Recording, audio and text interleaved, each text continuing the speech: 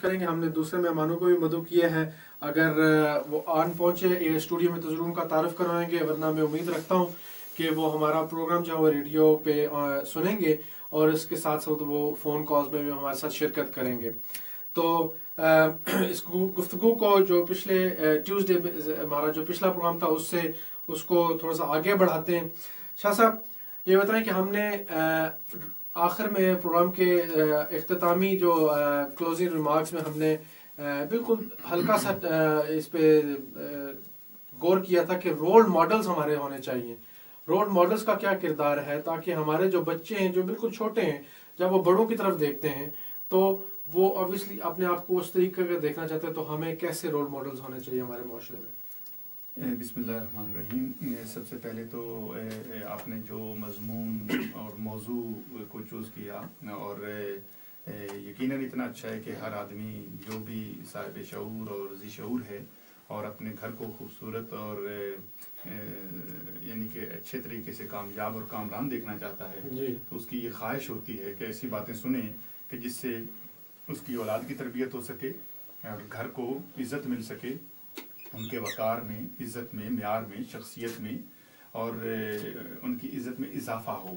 تو ہر آدمی یہ چاہتا ہے یقیناً. اور اگر آپ نے تربیت کی بات کی, مقصد کی بات کی, آخرت کی بات کی, ہم یعنی کہ جب پچھلے دنوں بات ہو رہی تھی پچھلے پروگرام میں, تو اولاد کے حقوق پر, فرائض پر, ماں باپ پر, رشتہ داروں پر, معاشرے پر, اساتذہ پر, علماء پر, مذہبی شخصیات پر اور اس طریقے سے یعنی کہ ملکی اور غیر ملکی قوانین پر, دو معاشروں پر, ہم نے یعنی کہ آخرت پر سب موضوعات کو ہم نے لے کے آئے کہ یہ تمام موضوعات جہاں آ کے ملتے ہیں وہاں پر جا کے ہمیں پتہ چلتا ہے کہ کون کامیاب ہوا اور کون کامران ہوا. درست. جہاں تک رول ماڈل کا بھی آپ نے ذکر کیا ہے, رول ماڈل سے مراد یہ ہوتی ہے کہ وہ شخصیت جس کے نقش قدم پر چل کے ہم اپنی زندگی کو کامیاب کر سکیں. بالکل صحیح. اور یہ تو اس میں تو کوئی حقیقت کے علاوہ کوئی ایک رائے برابر بھی دو رائے نہیں ہو سکتی یا اور کوئی بات ہو ہی نہیں سکتی کہ اس دنیا کے لیے, کائنات کے لیے سب سے اچھے رول ماڈل جو ہیں, سب سے عظیم ہیں, وہ ہمارے نبی اکرم صلی اللہ علیہ وسلم. اب چونکہ وہ لوگوں کے پاس ظاہری طور پر تو موجود نہیں ہیں, لیکن اس لیے جو ان کے بتائے ہوئے اصولوں پر عمل کرنے والی شخصیات ہیں اور جو ان کے کردار اور جو ان کی سیرت پر عمل کرنے والی شخصیات ہیں, ان کو ہمیں سمجھنا ہوتا ہے تاکہ ہم نبی اکرم صلی اللہ علیہ وسلم کے کردار کو, ان کی سیرت کو اور ان کے فرمودات کو سمجھ سکیں. ان کے گھرانہ, جیسے کہ پچھلی دفعہ بات ہوئی تھی کہ اگر دیکھنا ہے تو پھر امام حسن اور امام حسین کو دیکھیں جو جن کی پرورش انہوں نے کی. جناب فاطمہ الزہرا کو خواتین دیکھیں جو ان کی صاحبزادی تھیں, اور اسی طریقے سے یہ رول ماڈل ہیں ہمارے ساتھ. اور پھر اگر دیکھنا ہے تو نبی اکرم صلی اللہ علیہ وسلم کے اصحاب اکرام کو دیکھیں